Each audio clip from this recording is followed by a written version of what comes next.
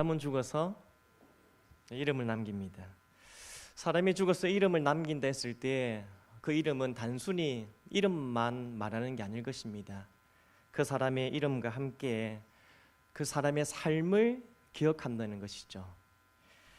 다시 말해서 그 사람 하면 떠오르는 삶의 모습, 대표적인 어떤 특징, 업적, 그것을 생각하는 겁니다. 그를 생각하며 그 이름을 생각합니다.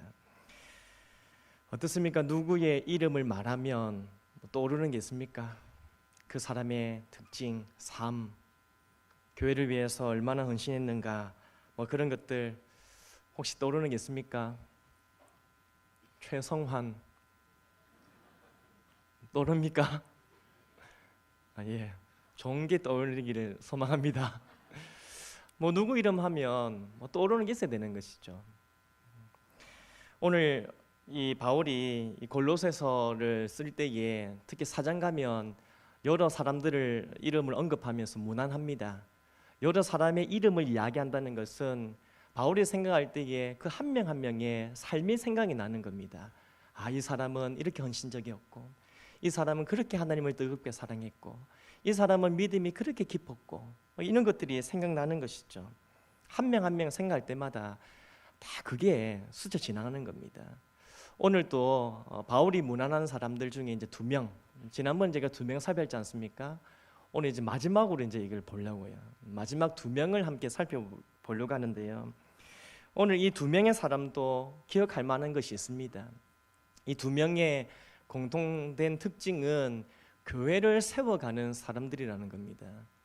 그런데 어떻게 교회를 세웠는가? 어떻게 세웠을까요? 오늘 그 부분을 잠시 나누면서 함께 도전받는 시간 되길 소망합니다. 첫 번째 사람은 눈바입니다. 눈바. 15절 보시면요, 라우디가에 있는 형제들과 눈바와 그 여자의 집에 있는 교회에 문안하고. 아멘.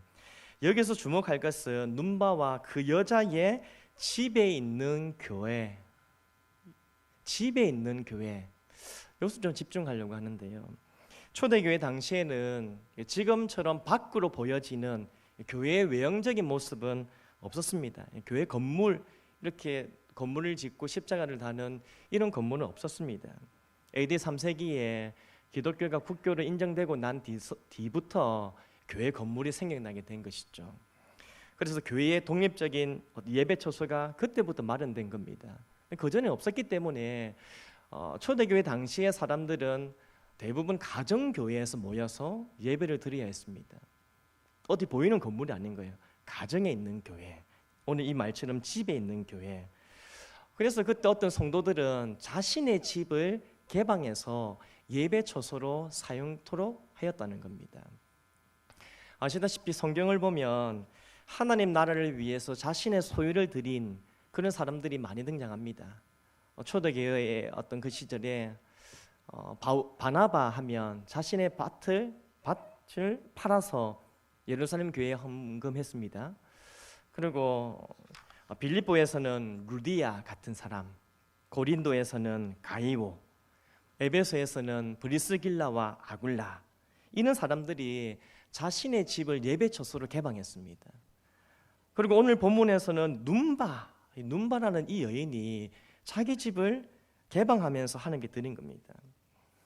눈바와 같은 여인이 집을 개방했다, 집을 개방해서 예배 처소를 썼다, 이렇게 생각하면 그 사람이 좀 부자였던 것 같다, 그렇게 생각이 들죠. 아마 많은 사람들이 모여서 예배 드렸다면 아마 어느 정도 부유한 사람이라 생각할 수 있습니다. 그런데 오늘 주목할 것은 자신의 집을 개방해서 예배 드리겠던 이 사람들은 단순히 소유가 많았다고 해서 당연히 집을 개방할 수 있었던 것은 아니라는 사실입니다. 사실 당시 로마에 핍박이 심했거든요. 핍박이 심하니까 조금 잘못하면 자신도 그렇고 자기 가족들도 위험에 처할 수가 있습니다. 교회를 자기 집을 개방해서 예배를 드리다가 기독교를 반대하는 유대인의 핍박, 그 다음에 로마의 어떤 박해, 이런 분위기에서 목숨이 달아날 수도 있는 것이죠. 따라서 황제 숭배, 기독교 탄압, 이러한 분위기 속에서 자신의 집을 개방한다는 것, 그리고 예배 처소로 사용한다는 것은 결코 쉬운 일이 아닙니다. 하지만 그러한 분위기 속에서 이 눈바라는 이러한 여인은 자기 집을 개방해서 선뜻 내놓으며 교회가 예배 처소로 사용할 수 있게끔 그렇게 헌신했다는 겁니다. 이것이 무엇을 말해주는 것일까요? 이들은 물질적 소유만 가지고 있었던 것이 아니라 대단한 믿음을 가지고 있었다는 겁니다. 대단한 소유를 가졌기 때문에 헌신한 것이 아니라 대단한 믿음을 가졌던 것이죠. 그렇습니다. 헌신의 유무는 소유의 많고 작음에 달려 있는 것이 아닙니다. 헌신의 유무는 믿음의 많고 적음에 달려 있는 것입니다. 다시 말하면 소유의 크기에 상관없이 믿음의 크기가 크면 하나님께 헌신할 수 있는 것입니다. 아마도 눈바는 이런 믿음을 가진 것 같아요. 예수님께서 나를 구원하기 위해서 십자가에서 모든 것을 쏟아내어 주시는데, 예수님께서 나를 사랑하셔서 목숨을 내어주셔서 나를 구원하셨는데, 그 사랑에 너무 감사해서 나도 하나님을 사랑하며 예수님의 그 피값으로 사신 교회를 섬기고 싶은, 그 교회를 위해서 헌신하고 싶은 그 마음을 눈바는 가진 것 같습니다. 또 하나님 나를 위해서 헌신할 때에, 자신의 것을 하나님께 드릴 때에 핍박이 있을 수도 있고 박해를 받을 수도 있고 때로는 손해를 당할 수도 있고 또 자신의 소유를 좀 잃을 수도 있지만, 그럼에도 불구하고 하나님께서는 반드시 나를 책임져 주실 것이다. 아마 이 믿음을 눈바가 가지고 있지 않았을까요? 그런 믿음을 가졌기에 오늘 이 눈바는 위험을 무릅쓰고 하나님의 나라를 위해서, 이 교회를 위해서 담대히 그리고 기쁘게 자신의 것을 헌신할 수 있었던 것입니다. 사랑하는 성도를 본 오늘 이 눈바의 이야기, 목사님께서 오늘 집 내놔라 그러나, 그거 아닙니다. 그죠? 이번에 이 말씀을 보면서 지금 당장 우리들의 집도 팔아서 내놔라, 우리 집도 그냥 뭐 다 바쳐라, 그 얘기 아닙니다. 그전에 우리가 이 이야기를 들으면서 우리도 그런 믿음을 가졌는가? 우리는 어떤 믿음을 가졌는가? 나도 하나님의 은혜에 감사하는 믿음, 하나님의 교회를 위해서 헌신하고자 하는 믿음, 하나님 나를 위해서 기쁘게 헌신할 수 있는 그런 믿음을 가졌는가 돌아봐야 한다는 것입니다. 솔직히 재능이든 물질이든 집이든 하나님의 나를 위해서 헌신한다는 것, 제공하고 바쳐야 되는 것 아까울 수 있습니다. 이런 이야기들이 불편할 수도 있습니다. 하지만 그럼에도 하나님의 은혜에 감사하는 믿음이 있고요, 하나님을 사랑하는 믿음이 있고 하나님께서 책임져 주실 것을 확신하는 믿음이 있다면 하나님께서 요구하실 때에 기쁘게 헌신할 수 있는 줄 믿습니다. 사실 교회 생활을 하다 보면 기간별로 이렇게 모이게 됩니다. 셀별로도 모입니다. 그죠? 여러 가지 모임들을 많이 가지게 돼요. 그럼 함께 모입니다. 그럼 함께 모여서 교제를 하게 됩니다. 그러면 물질을 사용하기도 하고 때로는 집을 오픈해야 될 때가 있습니다. 그런 모임이 아니라 전도를 하기 위해서도 집을 오픈해야 하고 때로는 지갑도 물질도 헌신해야 될 그럴 때가 있습니다. 자신의 소유를 헌신한다는 거 사실 아깝습니다. 누구든지 그렇습니다. 언제든지 그렇습니다. 많이 가진 사람이든 적게 가진 사람이든 헌신하는 것은 동일하게 아까운 것입니다. 특히 집을 좀 헌신한다, 집을 오픈한다, 소유를 이렇게 들여서 교회를 유익을 위해 쓰는 것만이 아니라 집을 좀 오픈해서 사용한다. 여러분 손님들이 집에 많이 찾아온다, 기쁘십니까? 집 청소해야 됩니다. 누가 온다면 남자들은 좋아요. 언제나 초대하잖아요. 여자분들은 집을 치워야 되고 뭘 해줘야 되나, 음식 메뉴 짜야 되고 또 음식 만들어야 되고 이래저래 들어가는 게 많아요. 대접해야 됩니다. 그거 생각하면 조금 피하고 싶고요, 조금 미루고 싶고 좀 주저하는 마음이 생기지 않습니까? 하지만 그럴 때 우리는 누구를 기억합니까? 이 눈바를 기억하는 거예요.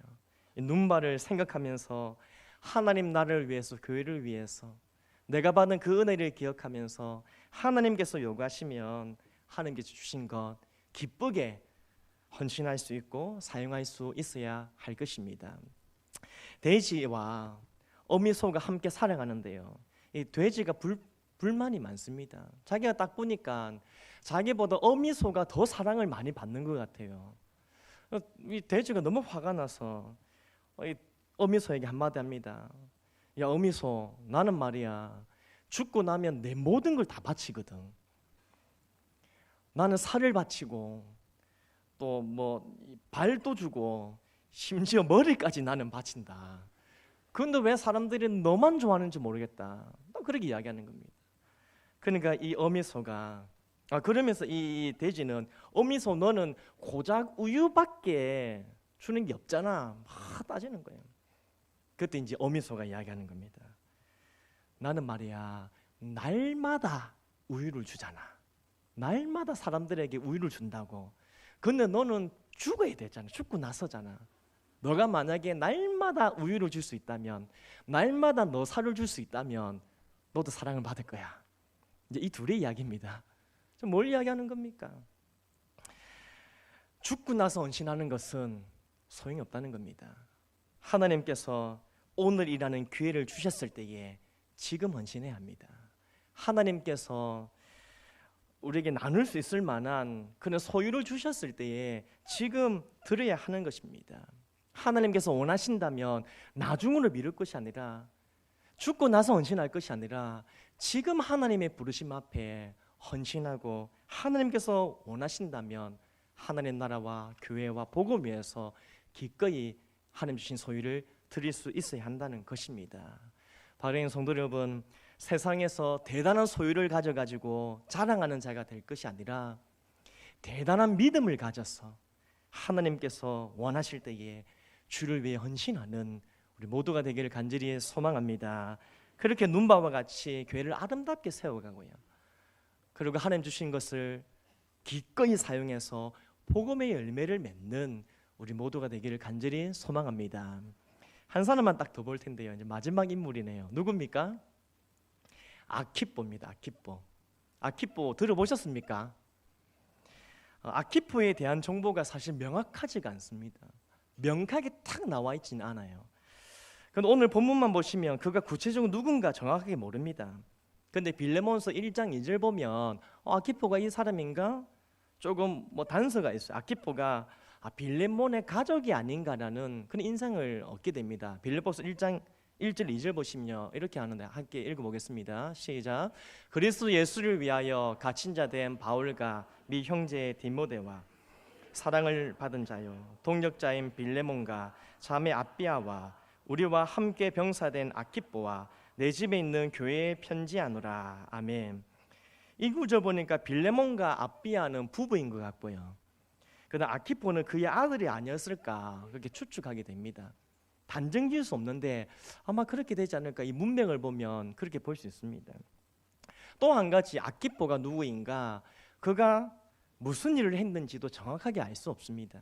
추측할 뿐인데, 추측할 수 있는 것은 그가 골로새 교회의 지도자가 아니었는가, 리더다, 거기서 사역하고 있었다, 그것을 추측할 수 있습니다. 사실 골로새 교회의 설립자는 지난번 제가 함께 살폈던 사람인데 에바브라입니다. 에바브라가 그 골로새 교회를 개척한 것이죠. 설립했고요, 그가 로마에 갈 일에 있어서 가 있었는데 그 빈자리를 아키뽀가 그 빈자리를 메꾸어서 사역을 하고 있었습니다.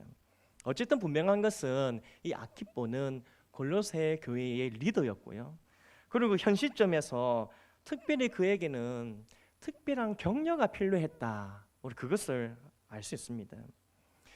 당시 아키뽀에게 무슨 일이 있었기에 이 사람에게 격려가 필요했는가, 어떤 어려움이 있는가, 그것도 정확하게 알 수 없어요. 근데 성경 전체를 통해서 좀 추측할 수 있는 것인데요, 영지주의 같은 거짓 교사들이 있어서 교회를 위협해서 그가 힘들었는지, 아니면 사역이 너무 힘들어서, 너무 많고 힘들어서 영적인 탈진이 왔거나 건강상의 문제가 생겼는지, 아니면 말을 듣지 않고 잘 따라주지 않는, 잘 돕지 않는 그런 사람들 때문에 소가리를 하고 있는 건지, 무엇 때문에 그가 직무를 감당함에 있어서 힘겨웠는지는 정확히 알 수가 없어요. 하지만 분명한 것은 오늘 이 아키뽀에게는 격려가 필요했고요, 그 격려를 통해서 그에게 맡긴 직분을 감당했어야 했다는 겁니다. 그는 용기를 얻어야 했다는 겁니다.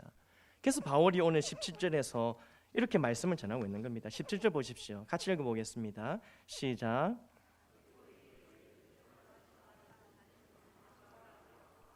아멘.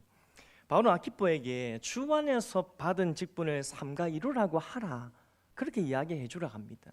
그런데 여기서 직분을 삼가 이루라, 이 말은 직무를 잠깐 감당하는 것에 그치는 것이 아니라 끝까지 남김없이 완수하라, 이 의미입니다. 끝까지 남김없이 다 완수하라는 거예요.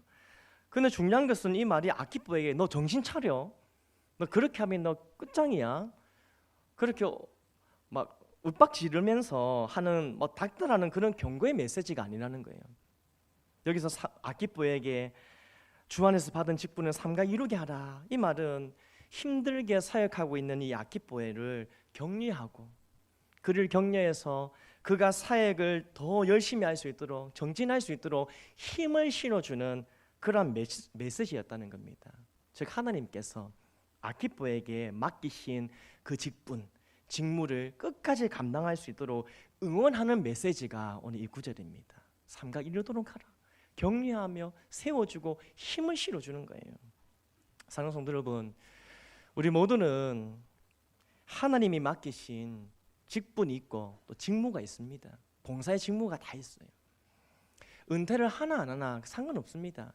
하나님께서 부르신 자들은 모두가 하나님의 나라와 교회를 위해서 하나님께서 맡기신 사명이 있는 겁니다. 교회에서 봉사하는 이 모든 일들은 하나님께서 맡기신 일이고 또 우리가 끝까지 남김없이 완수해야 할 일입니다. 따라서 교회에서 직분을 맡든지 직무를 맡은 자는 하나님의 부르심을 생각하며 그 일을 감당해야 합니다. 특별히 누구 때문에 이거 하고 안 하고 이거 아닙니다. 내 개인의 유익을 얻기 위해서 적극적으로 하고 아니면 소극적으로 하고, 그것도 아닙니다. 이 모든 걸 떠나서 하나님의 부르심을 기억하며 하나님이 나를 부르셨고 나에게 맡기셨고 나를 세우셨다, 그 사명을 기억하며 어떤 일이든지 끝까지 완수해야 하는 것입니다. 그런데 솔직히 우리가 직분을 감당할 때에 또 어떤 봉사의 직무를 감당할 때에 얼마나 많은 갈등과 어려움이 있습니까? 어떤 분은 이제 올 한 해를 시작해야 되는데 벌써부터 마음이 부담이 큰 거예요. 벌써부터 나에게 맡기신 직분 또 직무, 어떤 봉사의 일들을 생각하니까 너무 마음이 답답하고 막막하기도 하고 두려운 겁니다. 열심히 해보려고 하는데 상황이 너무 열악한 겁니다. 준비된 게 하나도 없고 도와줄 사람도 없고 처음부터 시작해 보려고 하는데 너무 좀 상황이 좋지 않는 거예요. 그래서 마음이 갑갑함을 느낍니다. 어떤 때는 자신이 가진 생각을 생각하면 절망에 빠지는 거예요. 하나님께서 직분을 주셨다고 합니다. 또 사람들이 좋게 봐줘가지고 이 집사님 이거 좀 해주시면 좋겠어요, 이거 좀 해주세요. 그래서 어떤 봉사의 직무를 또 맡게 됩니다. 그런데 내가 가진 능력을 생각하니까 답이 안 나오는 거예요. 내가 가진 능력으로 이거 감당할 수 있을까? 이거 할 수 있을까? 이 계란으로 바위치기 아니야? 이거 하다가 감당 못하는 거 아니냐? 이런 부담감이 드는 거예요. 그럼에도 열심히 하려고 합니다. 마음을 다잡고 해보자 그래. 하나님께서 직분 주셨는데 올해 나에게 이런 봉사의 직무 주셨는데 해보자 딱 하려고 하는데 그때는 사람들이 힘들게 하네요. 사람들의 시선, 그 다음 관계 어려움 때문에 낙심이 되는 겁니다. 나를 판단하는 눈으로 바라보고 내가 뭘 하면 그게 하나하나 토를 다는 그런 사람들 때문에 너무 부담이 되고요. 나는 나름대로 열심히 한다고 하지만 또 열심히 하자고 으쌰으쌰 하려 하지만 주변의 사람들이 힘 빠지는 소리 하게 되면 더 마음이 무너지게 되는 겁니다. 어떻습니까? 성도님들은 그럴 때 없습니까? 사역자로 부름받았습니다. 직분자로 부름받았습니다. 리더이고요, 섬김이고요, 교사고요, 여러 가지 봉사 일을 하나님께서 맡기셔서 시작하게 되는데 이런저런 이유 때문에 혹시금 부담을 갖고 계시거나 혹시 힘든 분은 없으십니까? 그러면 하나님께서 오늘 우리에게 말씀하십니다. 주 안에서 맡은 직분을 삼가 이루라. 하나님께서 맡기신 직분과 직무를 남김없이 끝까지 완수하라고 그렇게 말씀하십니다. 하나님께서 우리에게 그렇게 격려하며 응원하며 독려하며 하신 이유가 뭘까요? 하나님께서 우리에게 맡기신 이 직무와 직분은 하나님 나라를 위해서 중대한 일이기 때문이고요. 또 한 가지 중요한 이유는 하나님께서 맡기신 일은 결국 하나님께서 이루어 가시기 때문입니다. 빌립보서 1장 6절 한번 보겠습니다. 같이 한번 읽어보겠습니다. 빌립보서 1장 6절 시작. 너희 안에서 착한 일을 시작하신 이가 그리스도 예수의 날까지 이루실 줄을 우리는 확신하노라. 아멘. 아멘이십니까? 너희 안에서 착한 일을 시작하신 이가 그리스도 예수의 날까지 이루실 줄을 확신하노라. 그렇습니다. 하나님께서 기뻐하시는 하나님 나라의 일은 하나님께서 시작하셨으니까 하나님께서 이루십니다. 우리의 연약함에도 불구하고, 우리의 어떤 좋지 못한 그런 어려운 상황에도 불구하고 하나님께서 이루어 가시는 겁니다. 그러므로 우리는 하나님의 일을 할 때에 절대로 포기해서는 안 됩니다. 오히려 힘들면 힘들수록 더 하나님의 은혜를 구하고 하나님을 의지해야 될 것입니다. 우리 스스로 포기하지 말고요. 안 되겠다, 안 된다, 그만둘란다, 우리 스스로 포기하지 말고 하나님을 의지하고 하나님께 기도하면 하나님께서 반드시 도와주실 줄 믿습니다. 성령 하나님께서 충만하게 임하시면 감당할 힘, 견딜 은혜, 모든 것을 끝까지 완수할 그런 능력까지도 주실 줄 믿습니다. 우리를 부르신 하나님께서, 우리를 통해서 착한 일을 시작하신 하나님께서 그 일을 완성할 수 있도록 우리를 끝까지 붙들어 주실 줄 믿습니다. 말씀 맺습니다. 가는 목회자들이 어떤 일들을 감당해 나가면 그런 이야기 하세요. 목사님이니까 할 수 있는 것이지, 목사님이니까 뭐 당연한 것이지, 그런 이야기 들으면 목회자를 그렇게 좋게 봐주시나, 그렇게 좋게 봐주시나, 그렇게 크게 봐주시나, 그 면에서는 감사합니다. 하지만 사역자들도 목회자들도 철인이 아닙니다. 신이 아니에요. 똑같이 연약합니다. 똑같이 부담이 크고요, 똑같이 힘듦을 느낍니다. 그래서 사역자로 부름을 받아서도 사역을 하면서 정말 답답하고 힘겨울 때가 많은 거예요.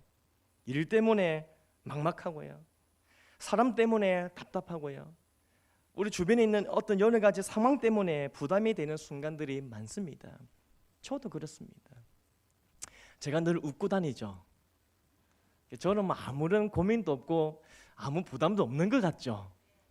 그렇죠? 예, 감사합니다. 그렇게 봐주셔서.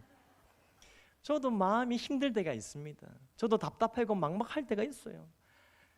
정말 나에게 맡기신 일들, 감당해야 할 일들 생각하면 정말 막 너무 마음이 힘들고요, 이 감당하겠는가라는 그런 정말 깝깝함이 있을 때 참 많이 있습니다. 그래서 저는 그럴 때마다 하나님 앞에 엎드립니다. 하나님 은혜를 구합니다. 하나님께서 저를 부르셨잖아요. 하나님께서 저를 세워주셨잖아요. 하나님이 맡겨주셨잖아요. 하나님께서 시작하셨으니까 하나님 도우셔서 저는 정말 연약하고 부족하지만 이거 감당할 수 있도록 도와주십시오. 마르지 않는 은혜 주시고요, 식지 않는 열정을 주시고 성령의 충만함을 주셔서 끝까지 완수할 수 있도록 하나님 도와주십시오. 오늘도 저는 이렇게 기도합니다. 오늘 이렇게 하나님 앞에 기도하며 하나님의 은혜를 구하며 하나님 주시는 그 은혜로 받은 직분과 직무를 감당하려고 합니다.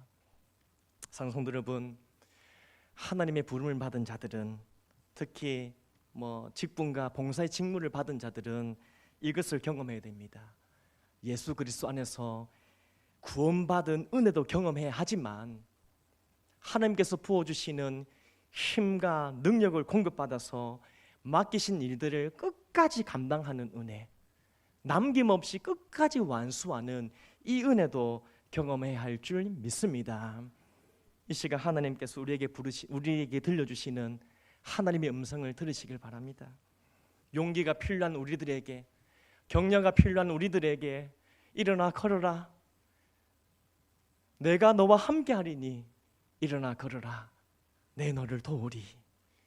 오늘 이렇게 하나님께서 우리를 응원하시는, 격려하시는 그 음성을 들으시고요, 막막해도 답답해도 부담이 커도 여러 가지 상황이 힘겹고 어려워도 하나님께서 맡긴 사명 끝까지 감당하며 완수해서 주께 영광 돌리는 우리 모두가 되길 간절히 소망합니다. 우리 안에서 착한 일을 시작하신 하나님께서 이루시는 것을 경험하며 하나님의 은혜에 더 감격하며 찬송하는, 그렇게 교회를 아름답게 세워가는 일에 귀하게 쓰임 받는 우리 모두가 되길 주님의 이름으로 축복합니다.